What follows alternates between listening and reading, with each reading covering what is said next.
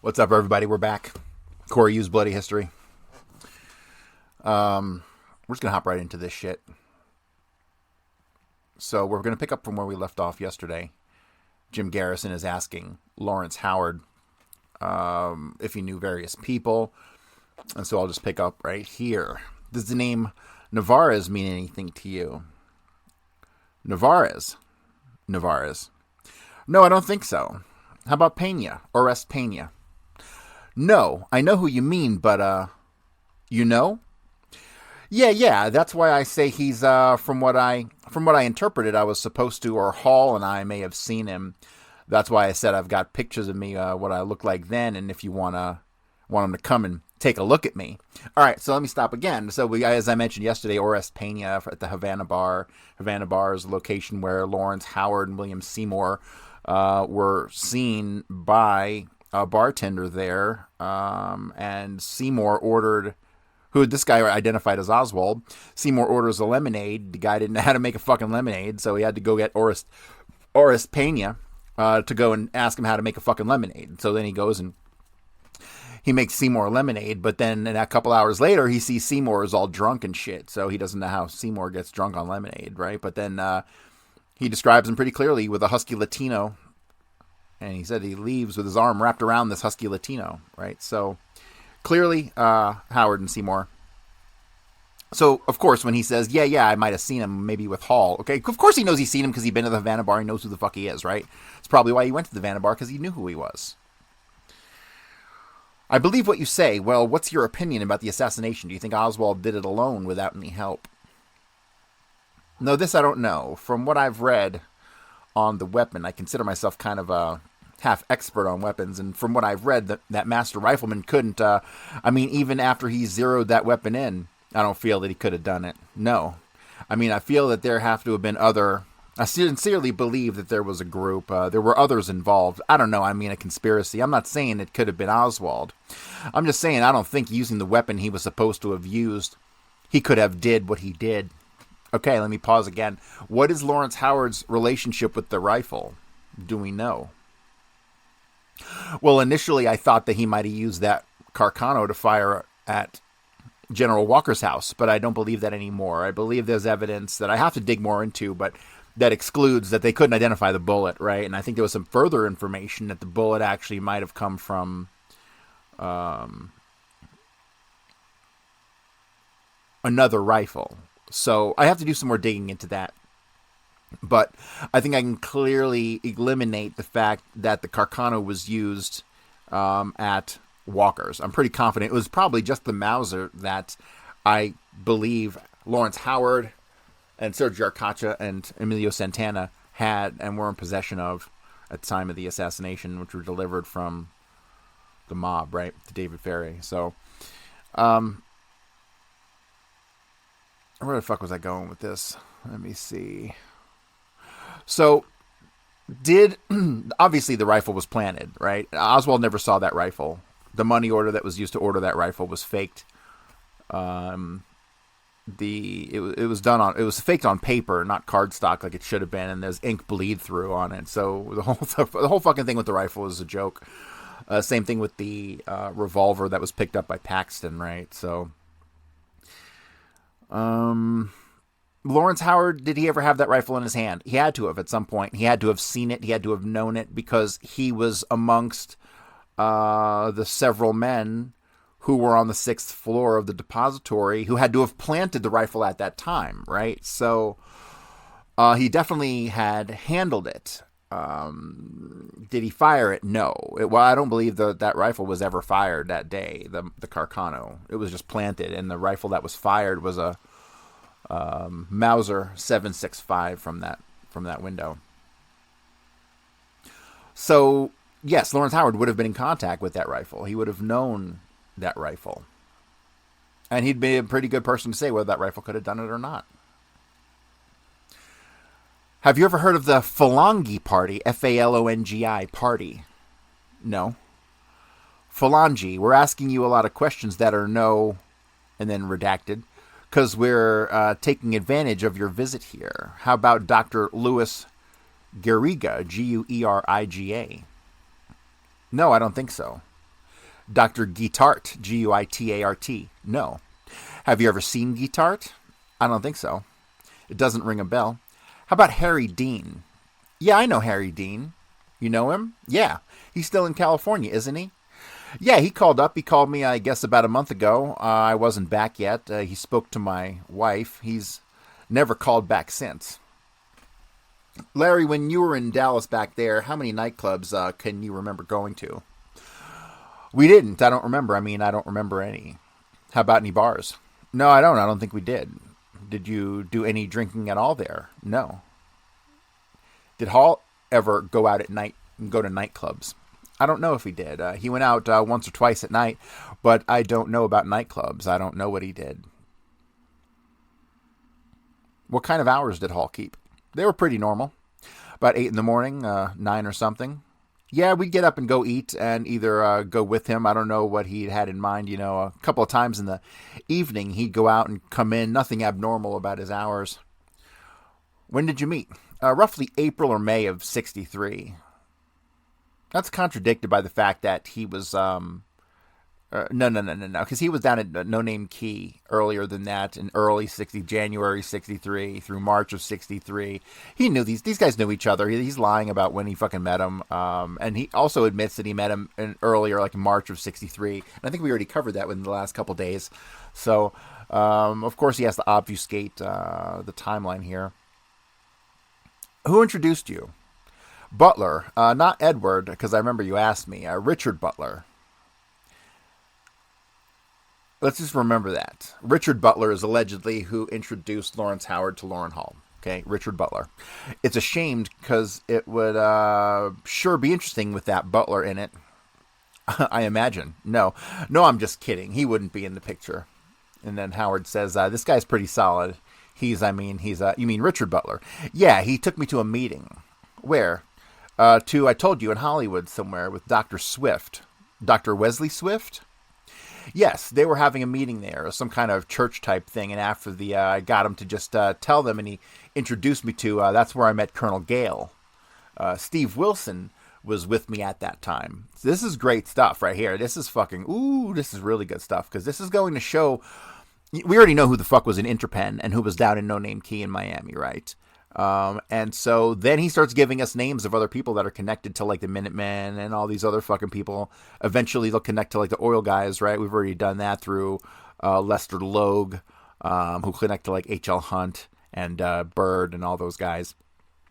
But then you have these other connections here, linking through Richard Butler to Wesley Swift, who's a name I'm not familiar with.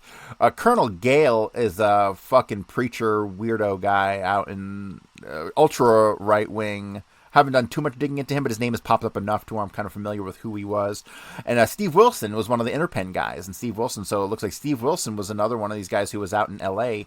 after the fact. And to me, does it have significance to the assassination? I don't think so, but it has significance to relationships, right? Relationships are everything. So knowing that Steve Wilson was close with Lawrence Howard and that he was out in L.A. at some point gives a little more context to their interactions down at No Name Key, right? If you ever dig into those that information down there and some of the... there's not any documents on Interpen and that stuff, but you get a lot of the information from the interviews of these guys with... Jerry Hemming and all this stuff. Maybe that's another couple series of shows I should do. I should pull all the Interpen guys' statements and we should go over that stuff. Mostly irrelevant to the assassination, right? Really, the Interpen stuff is mostly irrelevant. It just happens to be a place where what happened? Relationships were formed, right? So that's why it keeps popping up. It has really very little significance to the assassination itself, but it goes to show the relationships between the Cubans and the mercenaries and the CIA and Army intelligence, and then some micro relationships between these guys like Lawrence Howard and Steve Wilson, right? So, yeah, this is really good stuff. Like, unbelievably good stuff. You learn so much more about everything by studying relationships than you do studying, like, the fucking bullshit details that have been obfuscated for 60 years, right? You can't fake relationships. You can fake fucking details of a crime scene. How long did you talk to him?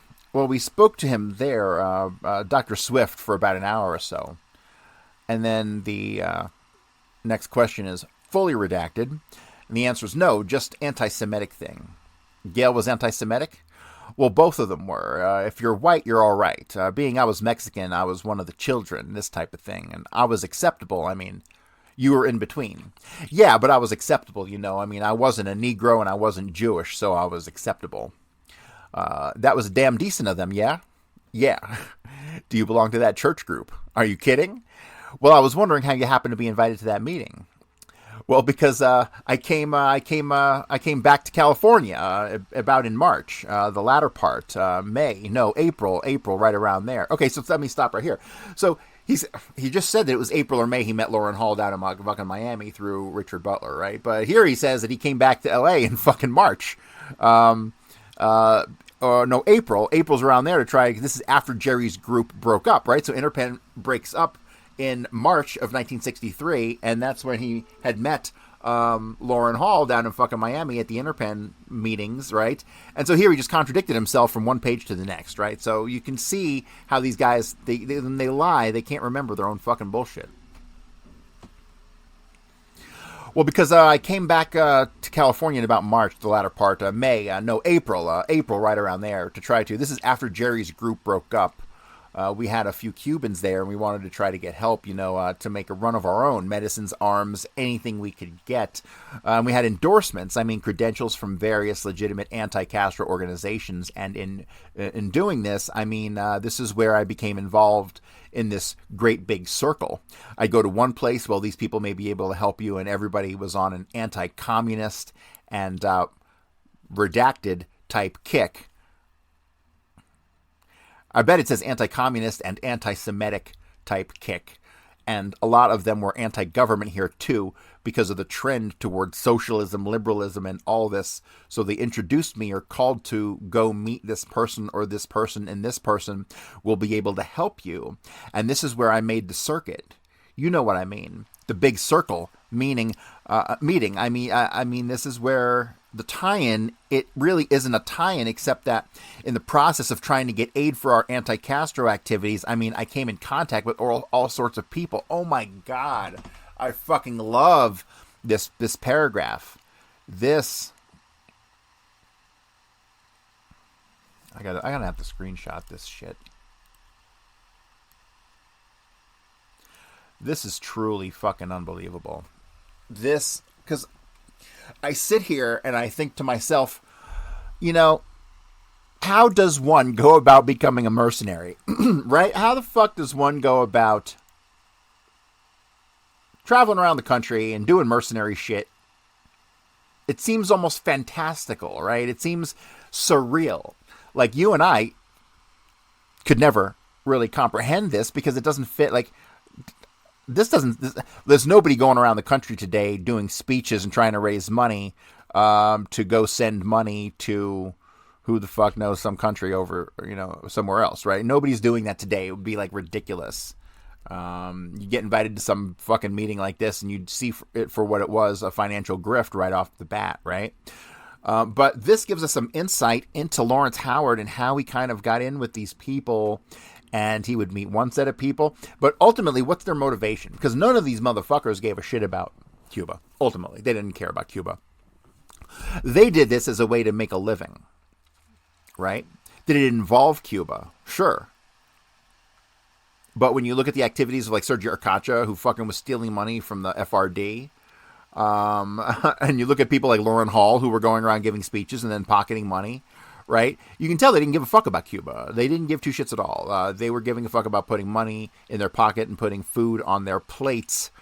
And that if they were able to help Cuba in the process or do things, not even help Cuba, but if they were able to do specific jobs and tasks, like if the CIA would pay them a couple grand to go do a run down to Cuba, then they'd be able to do the run and put some money in their pocket when they got back and live for another couple months. Until they could find somebody else to give them some money so they could do something else to go and survive for another couple of months, right? It's very much a paycheck-to-paycheck type thing. But this gives us, from the horse's mouth, how this started to come about and how he got introduced to these networks And understanding the process, to me, could be as equally important as the relationships themselves. God damn it. I fucking hate that. All right. Let's move on. Was Gale interested in anti-Castro activities? Not really. I mean, I don't think so. I think he had his own axe to grind. So Gale was a big, typical 1960s conservative Christian type, which comes along with all the other stuff, right? The presumed racism, anti-Semitism, all that kind of stuff, which at the time was probably, the appearance of liberalism as communism was way more apparent. Those people were much more onto what was going on back then than people are today, obviously. But Gale's an interesting figure. I haven't spent too much time on him. I should at some point. But I kind of lump in the category of these like Welch, who was with like John Birch Society and like the Minutemen and these just kind of wackadoo fucking right-wing organizations. Like my advice to people, like, don't ever join an organization, okay? Don't join groups, okay? Groups are a fucking pathway to hell. Never join an organization, not the fucking NRA, not any of this shit. Never associate yourself with any fucking group at all. I don't care how it fucking leans, okay? Period.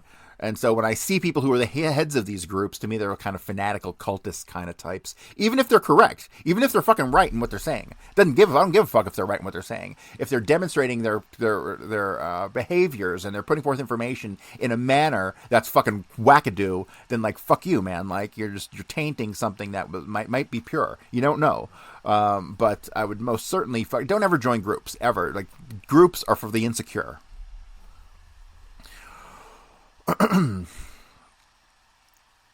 Did Hall know him? I don't know. I mean, I didn't at the time. I wasn't in contact with Hall at all. Later on, I think Hall mentioned that he knew him. He did? Yeah, I think so. I'm not sure because he knew some of the California Rangers. And then a question is redacted. King. King is the son of the something's redacted. Yeah, and there's somebody else I can't think of the name. And then another question redacted. I don't think so, but this is how I met Wesley Swift and Colonel Gale. Is there any connection between these people and wheat? That's G. Clinton wheat. I didn't know it at the time, but I think there is. I think I found out since that there is. How about this man in Long Beach, Dr. Fred Swartz? I don't know. I've heard of him. But is he connected with these people in any way that you know of? Not that I know of. No. He wasn't in the circle, in other words. No, I think if I remember correctly, he was a dub. I mean, I don't know what a dub is. He was about Professor Melvin Crane. How about Professor Melvin Crane in San Diego? That's Crane. No. Did you run into him in Coral Gables? No, I don't think so. Crane. Is there what did you say his name was? Melvin. Retired too? No. My impression is that he's in his late 30s or early 40s. He's a professor at San Diego State. No. Have you ever heard of Billy James Hargis? Yes, I heard of him. What's the connection? He's just, I think, General Walker's assistant or something like that. Did you ever hear Hall speak of Hargis? No, I can't recall. How about anybody in the Colonel Gale or Swift groups? No, I never heard Hargis mentioned. Mike Laborde. Mike Laborde? Laborde. No. Alberto Fowler. No. Laborde, that rang a bell, but it isn't the name I know. That isn't the one I know. You know a Laborde? Larry Laborde. Describe him to me. The one you know. Oh, I guess right now he's about in his middle 40s or late 40s. He's fat and he's from here. New Orleans? Yeah, I think he's with Boats, though. Yeah, where do you know him from? From Miami. Did he know all these people we talked about? Yeah, he knew all. I understood he's been doing a little research on it, too. He's a friend of Jerry's, Larry or Harry, or I don't know. What about Lauren? Did he know Lauren? I don't know. I don't recall him mentioning him. I don't know. Here's the other name. I think I said I wanted to... here's the other name, Larry Laborde. Yeah, it's it, Larry Laborde. How about Louis Rebel? No, I don't think so. Did you meet Enrique Molina Rivera in Dallas? Well, no, I don't know. Who? Enrique Molina Rivera. Well, I don't know about Rivera. I know him as Enrique Molina, but never in Dallas. No, Miami. Where'd you know him from? Miami. Is he considered to be a Castro agent? Yes, even at the time that I met him, I think that was the rumor, that he was a Castro agent. Like I said, the last I heard, I don't know if it's true, was that he was supposed to have flown Lochley and who else? I think Sullivan, somebody that, Dr. Sullivan? He was supposed to have flown them to British Honduras or Guatemala, but they never got there. This is when Patrick, Davis, Wilson, Hargraves, and these people were retained by some insurance company to try to find them. Ooh, this is like awesome nitty-gritty details. Probably no one's ever heard of this before. But we've all known of these relationships down at Interpen, but we never knew of any activities that they actually, partake in. He was supposed to have flown them to British Honduras or Guatemala, but they never got there. This is when Patrick, Davis, Wilson, Hargraves, and these people were retained by some insurance company to try to find them. What is the date on that? I don't know. Do you have any idea? Yeah, it's roughly about the time that we got our things taken, or Hall lost the stuff in Miami, which is what I think you got on record when he lost his things. It would be the latter part of October or the 1st or 2nd of November, 63? Right. And then there's a fully redacted question. I'm not. I mean, this I heard. I don't know. I can't confirm it. Patrick, Hargraves, and Wilson?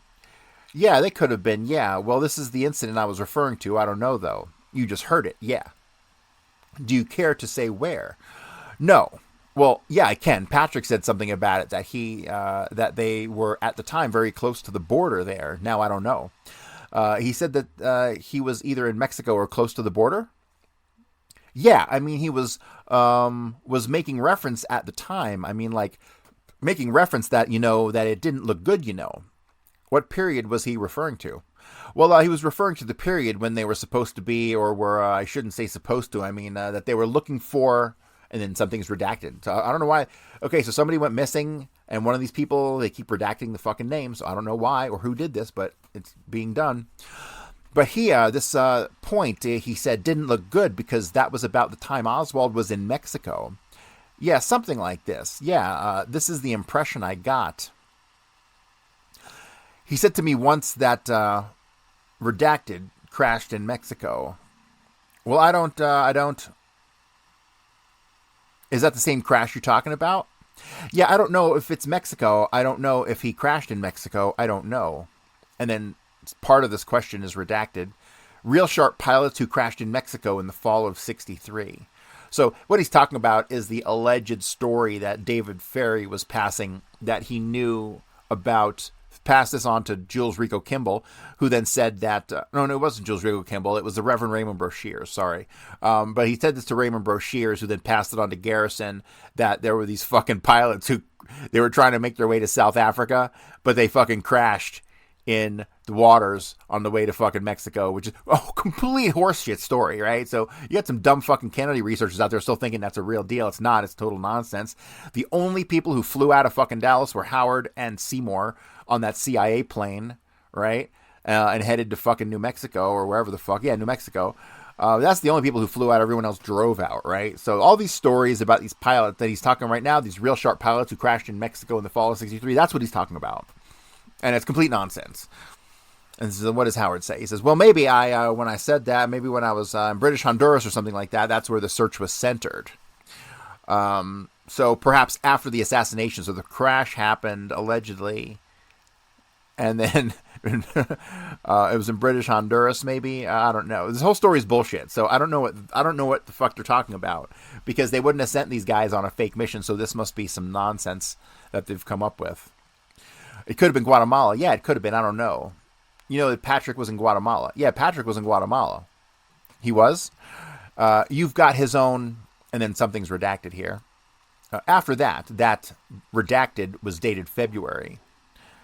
And then Lawrence Howard says, well, I don't know after. I know that he went with some of the group for the insurance to look for, and the rumor was Molina was sent in Havana with captain bars on his shoulders. Okay, this is not the same Molina as Joe Molina, who was at the book depository, so don't confuse the two. Have you ever heard of Fred Lee Chrisman? No. Or Tom Beckham? Yeah, I've heard the name Tom Beckham. I know you subpoenaed him. That's the only way you know him? Yeah.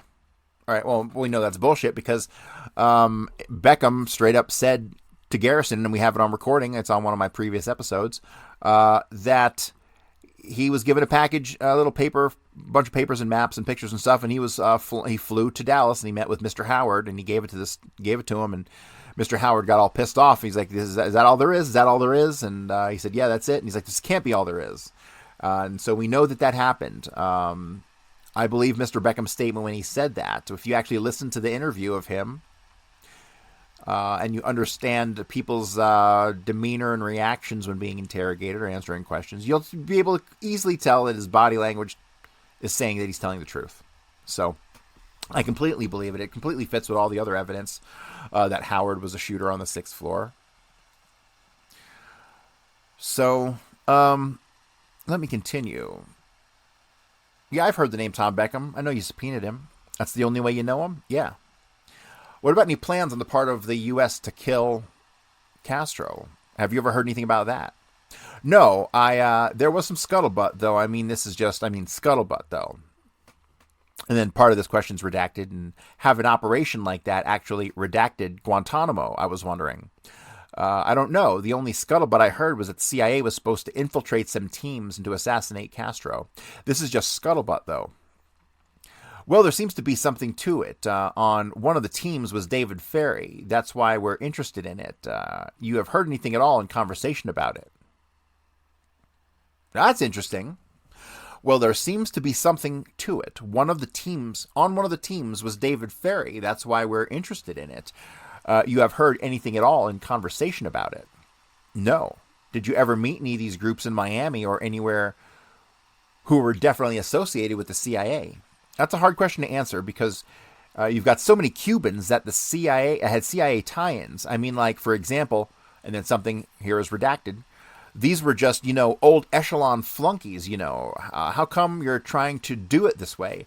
All you've got to do is let me know and I can fix it up, and you can have whatever you want, this type of thing. But I never personally knew any direct CIA agents or any top echelon and Cubans that were, CIA agents. Well, he's full of shit because even if you're one person removed, you're working with the CIA. It's funny because the one thing about them we can never pin down, we know, is that CIA is involved in this operation. Everyone always denies, like, it wasn't me. I wasn't with the CIA. I wasn't with the CIA. Yep. And then Howard says, I know how this sounds, but this is the way it was. I wasn't, not directly. I know a lot of these, your organizations like Redacted and Redacted. Why the fuck this would be redacted? And who redacted this? It wasn't Weisberg. And all these, it's common knowledge, unless I'm way off, and they were being sponsored by the CIA, that they were footing the bills for their offices, and a lot of this money wasn't even channeling down to the right. A lot of these guys were living high off the redacted, these wheels. I'm talking about a Cuban organization wheels, but the CIA, they're kind of hard to pin down. This is the way it is. You mentioned last night that your group could have had CIA sponsorship and that you knew a couple of guys around Miami you could have contacted if you wanted CIA sponsorship. But you didn't want it, I believe you said, because once they sponsored you, they took you over and told you where to hit. It might be a target they were interested in, but you were not. That's true. What were you particularly interested in? In other words, why would you not want to work for CIA? Why would you scrounge around these millionaires and not keeping body and soul together, not having any money to send home to your wife, but not wanting to hit what CIA wanted to hit in Cuba? It looks to me like Cuban targets are Cuban targets. Well, it isn't so much the targets. It really is distrust of, really not of the CIA itself, but of infiltration because they set up.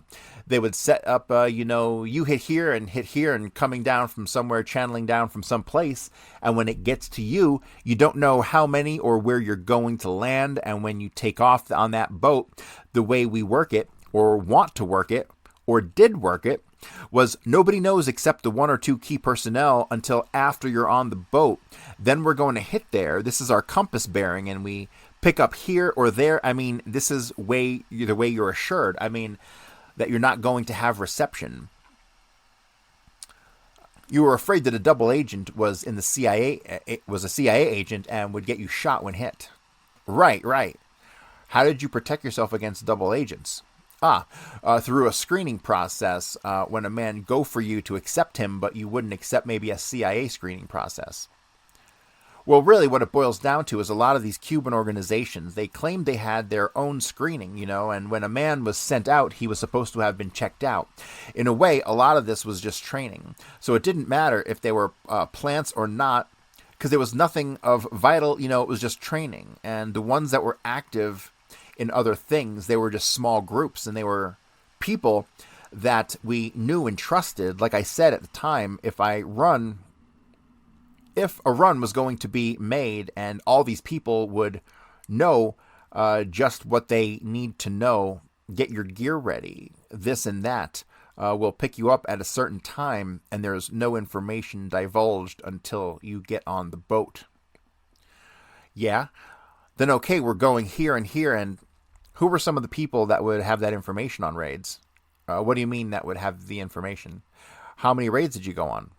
A lot of them weren't raids. I mean, a lot of them were just runs, A raid is where you go in and you hit. I mean, you go in and you do something. About how many did you go on? Well, actually, I was only on 3. Who had instructed on those? A group I was working with. I was working with the FRAC. And then he says something in Spanish, and then there's a whole bunch of shit redacted.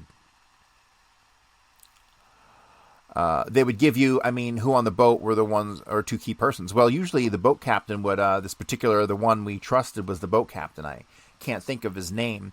Can you think of any people on any of the raids who had the instructions? No. What was the formal name for the committee you had the card for? The American Committee to Free Cuba? That was it. Have you ever heard of the Freedom for Cuba Party? No. Who are the financial backers of the ones you referred to, which I know is a legitimate organization, but where did they get their money? I don't know. I think, I wasn't part of that group, though, so I don't know. Was Hall part of it? I don't know. You told me, yeah.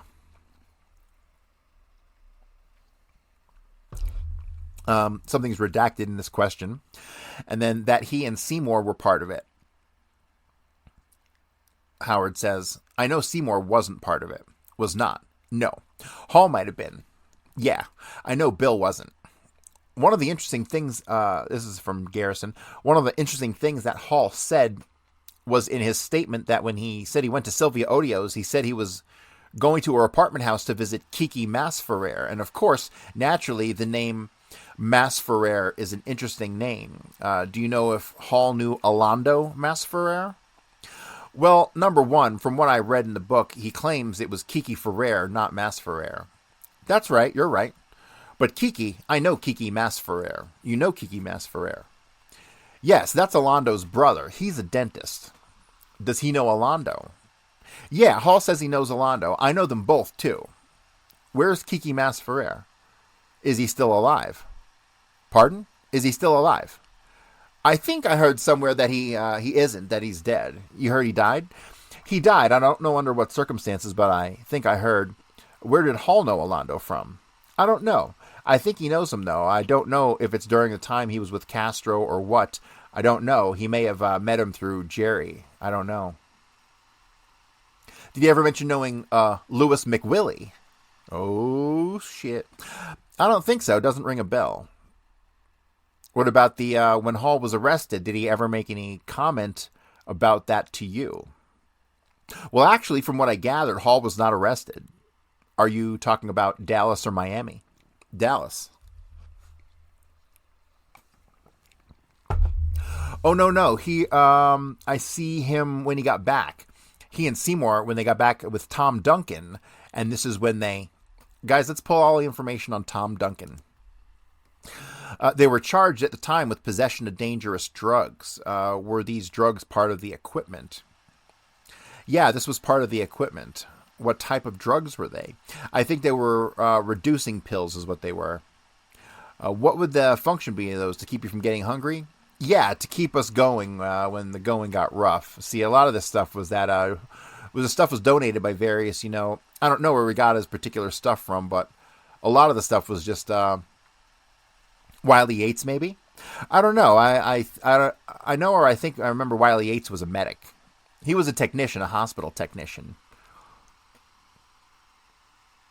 And then something, he asked something which is inaudible. And then Lawrence Howard asks, who, Hall or me? And he says, you. And then he says, Dr. Grennan, but it's really Dr. Drennan, Drennan. Dr. Drennan gave me some things, yes, but this was when I first got back home. I had no connection at all with Hall. The stuff I was carrying accounted for this, I think. What group is Dr. Drennan in? Is he in the American Committee to Free Cuba? I think he might be. I'm not sure. I met with Drennan a couple times. I think I seen him. It says Grennan, okay, with a G, but I know it to be Drennan with a D for a fact, so that's why I'm saying that. I remember those because I met him and went to him again. Where did you meet him the first time? Through Bob Brown. I was with Steve Wilson. Did you go to his home? Yeah, in North Hollywood.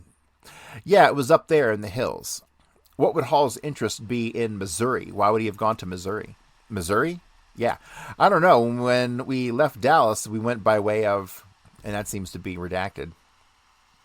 I'm talking about very recently. This was last summer, I believe. Oh, I don't know. I haven't got the slightest idea. I haven't seen Hall since I think early November of '63. I talked to him about 10 days later. He got back. I called him up to see if he had left because he shafted a lot of people, and I called him to find out if he had left certain things with the group, and he hadn't, so I kind of told him off. Why do you think Patrick would have told us that Hall doesn't speak Spanish? Oh, I don't know. Hall speaks Spanish. It isn't redacted. It's fair. I mean, he can get by. He also said that he was fooling around with communists. Who Hall was? Well, obviously that wasn't true. That's what Patrick said. One of the things which caused us to lose interest in what he said that Lauren Hall, and then it's inaudible, was transparently untrue, and it was about time we got curious about Patrick and let him go on his way as soon as possible. So yeah, Patrick was feeding him a bunch of dog shit. Lawrence Howard then says, I've done a lot of talking about Patrick. I mean, but I'm in no way trying to. I've done some about Hall, but I'm in no way, I want you to understand this, I'm no way trying to imply or insinuate. I'm not passing the buck or trying to slay anybody. Or it's just that I feel that Jerry, I don't mean that he was involved in anything, but he just knows a lot of people. And he's made comments to me that you're already aware of, that he knows people. I mean, I feel that you could get a lot of information, or I'm in no way trying to say that he had anything to do with it. Whether he did or not, I don't know. I haven't got the slightest idea. I don't even want to speculate. I just feel that he would be more helpful because he's been doing his homework just from a few statements and the few times I've seen him within the last 3 or 4 weeks. By that mean that he's been reading books or that he's been digging around? Well, I guess he's been digging around, reading books and digging around. Going to people we've been talking to. I don't know if he's been going out to people, but he's pretty well informed. Did Hall indicate that he was anything about seeing Kiki Masferer in Dallas? No, because I know Kiki wasn't, unless it was within 3 or 4 weeks, because period that he had moved to Dallas because I had seen Kiki and Alondo in Miami, I guess, 3 or 4 weeks prior, you know. Alondo was in Miami? Yes. When was that? This was about in August, the last of August. I was with him then. The FBI was supposed to have picked him up then.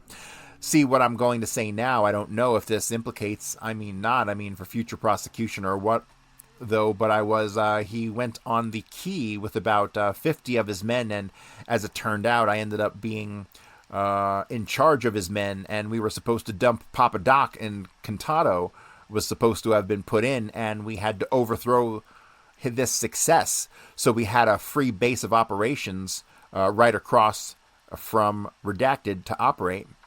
Was Masferer just visiting Miami temporarily, or was he trying to set up an operation there? No, he was definitely, getting the operation going. Theoretically, he was supposed to be in New York. I know, he was restricted. I know, the FBI was, it didn't seem to bother him too much, though. Well, they were one step behind us at all times in Miami. Where was he staying? Around the Key or what? No, he had a place in Miami. And what was he pointing? Was he pointing to Cuba in any way? This was the original, from what I understand. Like I said, if the overthrow was successful, General Contalvo was supposed to step in, and then he would have given us a place to operate right across and then something else is redacted again. Was Masfuror trying to organize something specific in August of 1963 in Miami?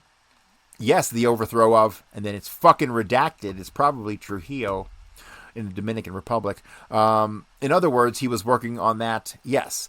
Did he have any troops to speak of? Well, he put in about 50 men on the key and had others in reserve. What kind of weapons did he have? This is a redacted thing. There were very few weapons, and what ended up, it was kind of a repetition of what happened, was what it last year or 2 years ago, what it amounted to. He seemed to have unlimited funds. Men were throwing the redacted, provided this food and all expenses for them, and give them some kind of brief training. Most of these had been trained through Fort Jackson. They had some kind of setup that Cubans were going through militarily training at Fort Jackson. Anyhow, to make a long story short, what ended up happening was they claimed all of a sudden Alondo was arrested and that the arms were seized. You see all these different people who brought down the arms, and they had them someplace, I don't know where, and all of a sudden the arms were seized and Alondo disappeared and was supposed to have been arrested. They got something like this would have made would have made big headlines. It never made the headlines. So either it was somebody ended up with the arms, selling them, pocketing the money, or maybe it was a legitimate raid and there was just no publicity. I don't know. Okay, holy fucking shit. Let me just reiterate what we just said here, okay? A couple things are falling into place. So I've been on the hunt to find out if there was ever actually a real camp north of Lake Pontchartrain. Jerry Hemming had implied that there never was a camp there, that they had gone and flown out and searched around and looked and saw if there would be a good place for a camp, but they never actually ended up setting one up. Then, however, I had also read that, I forget the guy's name, but there was one of these mercenary fucks, possibly connected to Eli Davis, who owned a piece of property north of Lake Pontchartrain, and that he had done some storage of some weapons there, and that there were some people there who got arrested, but there was never really any actual training. I can find zero evidence that there was ever any training at Lake Pontchartrain, and I can't find any evidence there was ever a fucking raid at Lake Pontchartrain. But what I do have evidence now is that there was a motherfucking raid down here in the Keys, right? There was a raid in the Keys, and they took all the guy's shit. You see all these different people who brought down the arms, and they had them someplace, I don't know where. All of a sudden, the arms were seized, and Alondo's disappeared and was supposed to have been arrested. They got something like this would have made big headlines, but it never made any headlines, okay? This is super important. Because I'm assuming, there's no other place to assume, that they're talking about No Name Key, right? And he'd already said that fucking this guy's government, which I'm assuming is Dominican Republic, where Trujillo was, had sent 50 soldiers, right? Okay, do you think any of this is going on without the knowledge of the CIA? Give me a fucking break. And Lawrence Howard's in the mix here, and he said he never worked with the CIA. Bullshit. He's totally fucking lying. This is all a CIA operation. There's no other place it could be. Army intelligence wouldn't be running this shit. But what I'm starting to think is that the raid that we all assume happened at Lake Pontchartrain never happened at Lake Pontchartrain, and that it actually happened down at No Name Key. That would make a whole lot more sense, right? What are we trying to do? We're trying to sift through this vast sea of disinformation that we've gotten from people like Oliver Stone and the entire JFK research community, and figure out what actually was going on with these fucking mercenaries and what actually went on with this FBI raid or CIA raid. The CIA could have raided their own fucking shit because they're a bunch of scumbags, right? They do that. So I hope you're following my train of thought and why this is important.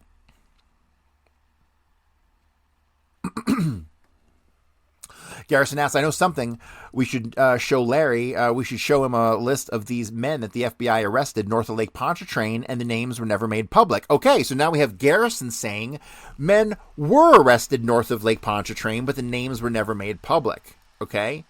But where's the evidence for this?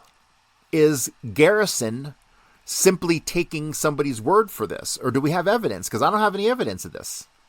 If anybody out there can find any evidence of the FBI raid north of Lake Pontchartrain, please contact me. Okay, so after that, something is redacted in Howard's answer, and it just says Pedros. And then Garrison says, Marcella Pedros and Richard Lochley. Richard Lochley, that rings a bell. And then the next question is fully redacted. And then Howard says, that rings a bell. He's pretty well known. I think he's serving time now for possession of weapons or something like that. How about Byron? And then the last name is redacted. He was one of those people. We talked to him. But Lochley does ring a bell. I don't know if it rings a bell. It rings a bell definitely, though. Is that the man Hargraves spoke to you about? No, which man? Lochley. No, that was Dick Watley.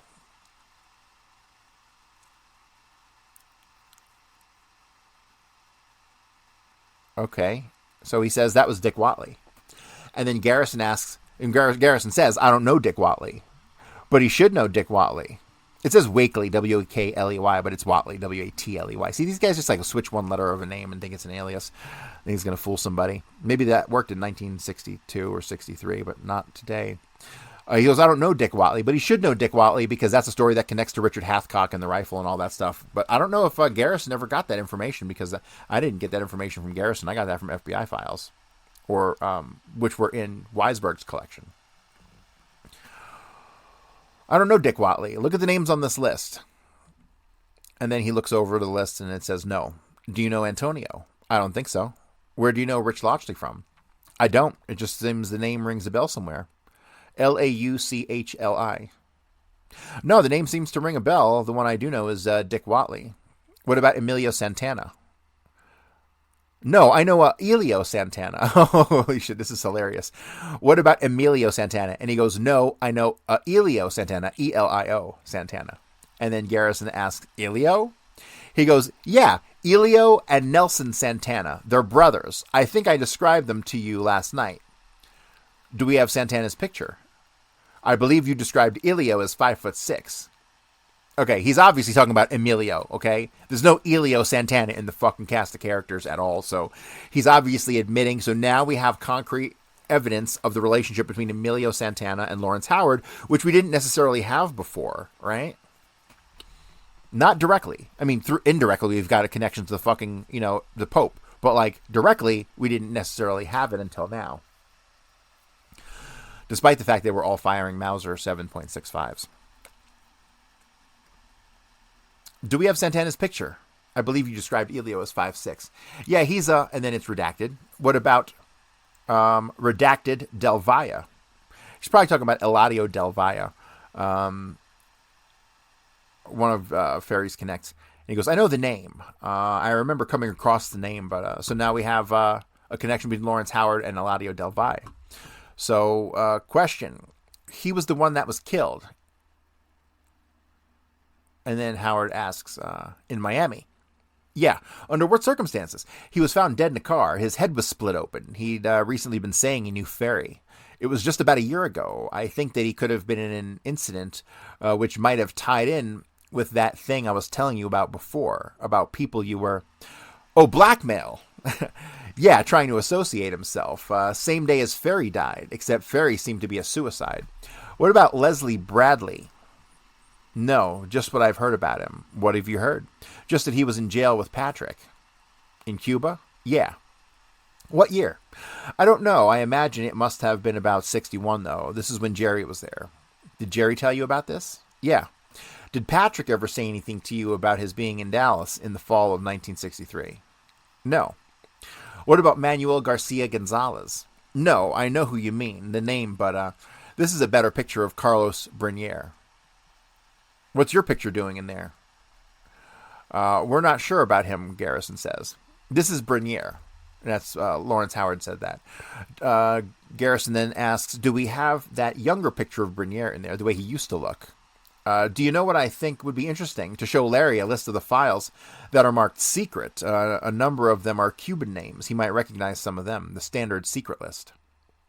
Like I said, most of my activities were confined to the Miami area. Confined to what? To the Miami area. So New Orleans and Dallas, I can't give you anything. Why did you think I was in Dallas up until the time of the assassination? I mean, what made you...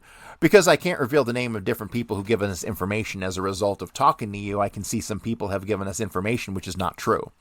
So obviously somebody told him that he was in fucking Dallas. He was in Dallas. Ah, Jules Rico Kimball. Duh. Jules Rico Kimball told me he was in Dallas. Because it's obvious you're telling the truth. He's just buttering him up here. He goes, because it's obvious you're telling the truth. But I'll give you an example of the type of information we get. We have Jerry Patrick coming in and telling us that Lauren Hall was active with communists. We knew better than that, but if we had not known better than that, we would have wasted an awful lot of time. You would have been on another trail. Yeah, so it was apparently irrelevant from the outset. So we have people like Gordon Novell, for example, and here we get curious and want to question him. He'd given us all kind of information, most of which I judge would now be garbage, but we have people who give information like that. And then Howard says, and sidetrack you. Yes, but you're an object of interest because Hall made you famous. Infamous, you mean.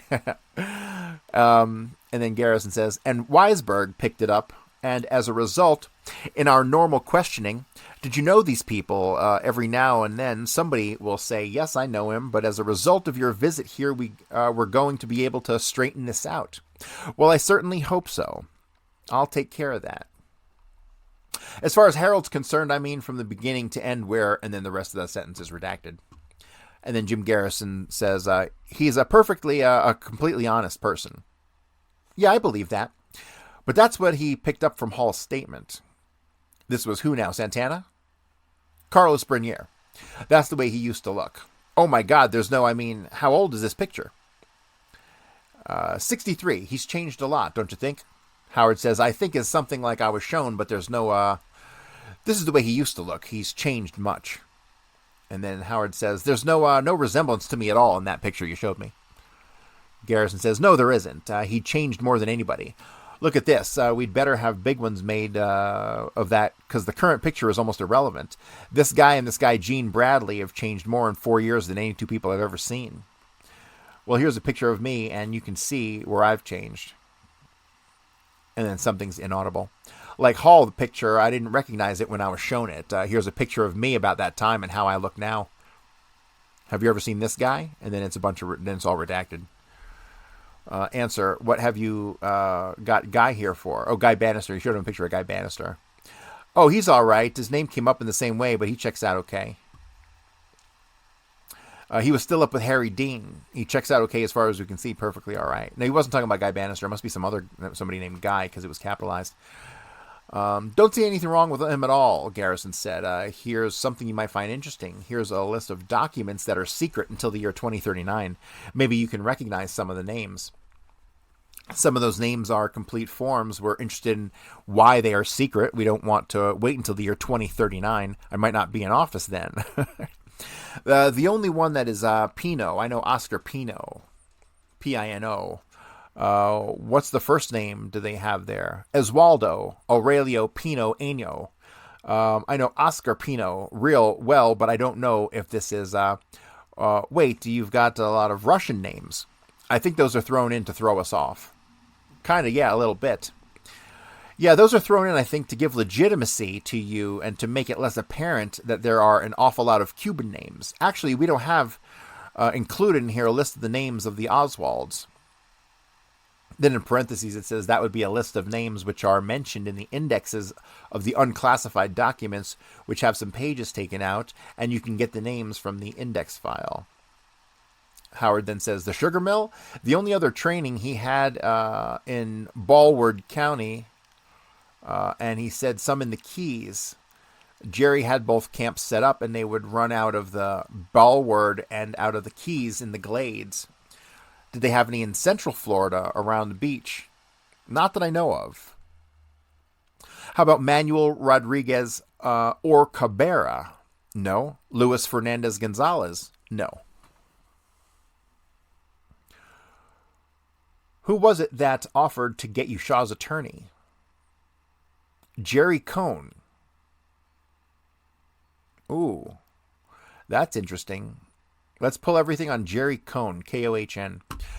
And then Garrison says, our favorite newspaper. He'd deny it, I guess, but he said he would arrange it. I said, no, to me, that would have been, a direct tie-in. You've got some pretty good-looking weapons here. That's a DeWatt. It's a what? A DeWatt, it's been deactivated. Patrick was supposed to get some kind of government job. Yeah, did he ever get it? No, he was turned down. And then part of this question's redacted. It says, when he came here, he said he was on his way. He thought he would be on his way to Vietnam for the State Department. Well, this is what he was trying for. That's what he was trying for? Yeah, but I guess they checked a little too close, and Brown was turned down now, too. What's he doing now? Who, Patrick? Is he working? Yeah, he's working. Do you know what kind of work he's doing? Yeah, he's an iron worker. Steele? No, he's all right. He was just picked up by Oswald and hired by an employment agency. Steele? You don't have a picture of him, do you? This is a guy they're talking about, Steele. Steele. Unless, Steele, I think I know him. I don't know if it's the same one or not. Maybe I'm prejudiced because I know his father. Garrison said that. If you know his father, he's from North Dakota or Montana. No, he's from right here. He's a local. Oh, no. He's just a long-legged kid that Oswald picked up just a few minutes before to help hand these out. So, some kid named Steele, Steele, is identified as having handed out flyers with Oswald. Let me take a screenshot of that. That, to me, seems important, and I don't know that anyone's ever talked about that. I've never heard this name in reference to this before. No, I remember Steele. He joined the group, or I don't recall if he joined the group January or February of '63. He was from up north. He was an ex-Marine, and he had a bunch of cameras, and he wanted to go in and take pictures, this type of thing. What happened to him? I think Dick Watley and Jim Lewis, and this is when the group broke up, took off for Central America to go capture wild animals and sell them to this place in California, the jungle lion. That's hilarious. Sounds like a hard way to earn a living. This is what's supposed to have happened. All right. So we're coming up on an hour, and we got about 20 pages of this document left. So I'm going to call it here for today. We're going to pick up right here on page 66. And that's going to do it. If you haven't picked up the book, please pick up the book. It's available on Amazon. All that good stuff. Thank you to everybody who sent me happy birthday wishes yesterday and all the donations I got. I appreciate it. And that's going to do it for today, guys. And we'll be back tomorrow with part 4 or whatever part we're moving into. So, but thanks a lot, and I'll see everybody later.